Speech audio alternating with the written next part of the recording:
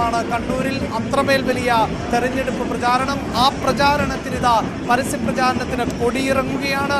രാഷ്ട്രീയത്തിന്റെ മണ്ണ് എന്നൊക്കെ നമുക്ക് കൃത്യമായി പറയാമല്ലോ. ഏതെങ്കിലുമൊക്കെ പക്ഷത്തോട് ചേർന്ന് നിൽക്കുന്ന അതിവൈകാരികമായ രാഷ്ട്രീയം പലപ്പോഴും കൊണ്ടു നടക്കുന്നവരുടെ മണ്ണാണ്. അവിടെ ശക്തി പ്രകടനം എത്രത്തോളം ശക്തമാക്കും, എത്രത്തോളം വലിയ ആവേശമാണ് കണ്ണൂരിൽ നിന്ന് നമുക്ക് കാണാൻ സാധിക്കുന്നത്.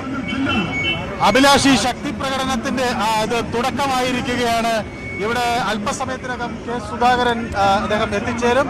അതിനായുള്ള വാഹനം തയ്യാറായി കഴിഞ്ഞു. സുധാകരൻ എത്തിച്ചേർന്നിരിക്കുന്നു. അതിനോടൊപ്പം DCC പ്രസിഡന്റ് ശ്രീ മാർട്ടിൻ ജോർജ് ഉണ്ട്. എങ്ങനെയാണ് നമ്മൾ ഈ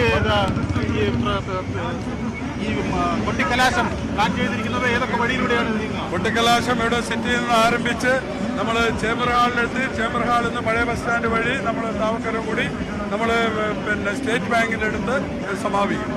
എത്രമാത്രം ആവേശമുണ്ട് ജനങ്ങൾക്ക്? നിങ്ങൾ ഈ ആവേശം നിങ്ങൾ കാണുന്നില്ല. ഈ പൊരി വെയിലത്വം നിറഞ്ഞു നിൽക്കുന്ന ജനങ്ങളാണ്. സ്ത്രീകളടക്കമുള്ള കൊച്ചു കുട്ടികളടക്കമുള്ള നാനാതുറയിലുള്ള ആൾക്കാർ ഈ റാലിയിൽ പങ്കെടുക്കാൻ, ഈ കൊട്ടിക്കലാശത്തിൽ പങ്കെടുക്കുവാൻ വേണ്ടി എത്തിക്കൊണ്ടിരിക്കുകയാണ്. അതാണ്, വലിയ ആവേശത്തിലാണ് നാട് മുന്നോട്ട് പോകുന്നത് എന്നാണ് മാർട്ടിൻ ജോർജ് വ്യക്തമാക്കുന്നത്. ഒപ്പം തന്നെ കെ സുധാകരൻ വാഹനം കടന്നു വരികയാണ്. അദ്ദേഹം ഇപ്പോഴാണ് ഈ യോഗത്തിൽ എത്തിയിട്ടുള്ളത്. എന്തായാലും മനു ഭരത് സുധാകരന്റെ വാഹനത്തിൽ പ്രവേശിക്കാനുള്ള ശ്രമം നടത്തുന്നുണ്ട്. പക്ഷേ കൊട്ടിക്കലാശത്തിലേക്കാണ് കടക്കുന്നത്. ഏറ്റവും അവസാന നിമിഷങ്ങളുടെ പ്രതികരണം ഉൾപ്പെടെ തേടാൻ മനു ഭരത് ശ്രമിക്കുന്നുണ്ട്. വലിയ ആവേശത്തിൽ തന്നെയാണ് പ്രവർത്തകരും അണികളും ഒക്കെ.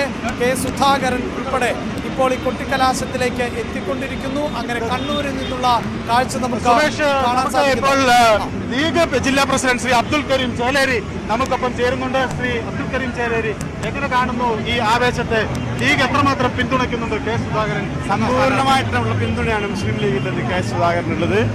ഈ തെരഞ്ഞെടുപ്പ് ഇന്ത്യയെ സംബന്ധിച്ചിടത്തോളം വിധി നിർണായകമായ തെരഞ്ഞെടുപ്പാണ്. അതുകൊണ്ട് കേരളത്തിലെ 20 പാർലമെന്റ് നിയോജക മണ്ഡലങ്ങളിലും മത്സരിക്കുന്ന സ്ഥാനാർത്ഥികൾ മുസ്ലിം ലീഗ് സ്ഥാനാർത്ഥികളാണ് എന്നുള്ള നേരത്തെ തന്നെ ഞങ്ങളുടെ പ്രസിഡന്റിന്റെ പ്രഖ്യാപനം.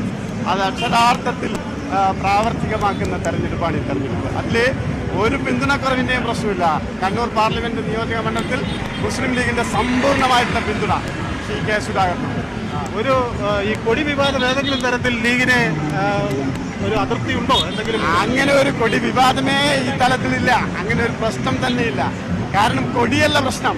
കൊടിയേക്കാൾ വരെ ഈ നാടിന്റെ നിലനിൽപ്പാണ് പ്രശ്നമെന്ന് തിരിച്ചറിയുന്ന തെരഞ്ഞെടുപ്പാണ് ഈ തെരഞ്ഞെടുപ്പ്. അതുകൊണ്ട് കൊടിയുടെ പേരിൽ വിവാദമുണ്ടാക്കിയിട്ട് ഈ പ്രശ്നത്തിൽ നിന്ന് മറ്റൊരു ശ്രദ്ധയിലേക്ക് വഴിതിരിച്ചു വിടാനുള്ള ശ്രമങ്ങൾ ഈ തെരഞ്ഞെടുപ്പിൽ വിലപ്പോവില്ല. അതാണ് ലീഗിന്റെ ഒരു പ്രതികരണം. ഏതായാലും ആൾക്കൂട്ടം ഈ യോഗത്തിലേക്ക് വന്നുകൊണ്ടിരിക്കുന്നു. UDFന്റെ ഈ പ്രചരണ ജാഥ കൊട്ടിക്കലാശത്തിലേക്ക് കടക്കുമ്പോൾ ആൾക്കൂട്ടത്തിന്റെ വലിയ തിരക്കുണ്ടാകും എന്നാണ് നേതൃത്വം അവകാശപ്പെടുന്നത്. കണ്ണൂർ സിറ്റിയിൽ നിന്നും ചേംബർ ഹാൾ വഴി എന്തായാലും കേരളത്തിന്റെ വിവിധ ഭാഗങ്ങളിൽ ആവേശോജ്വലമായ കൊട്ടിക്കലാശങ്ങൾക്ക് തുടക്കമായിരിക്കുകയാണ്.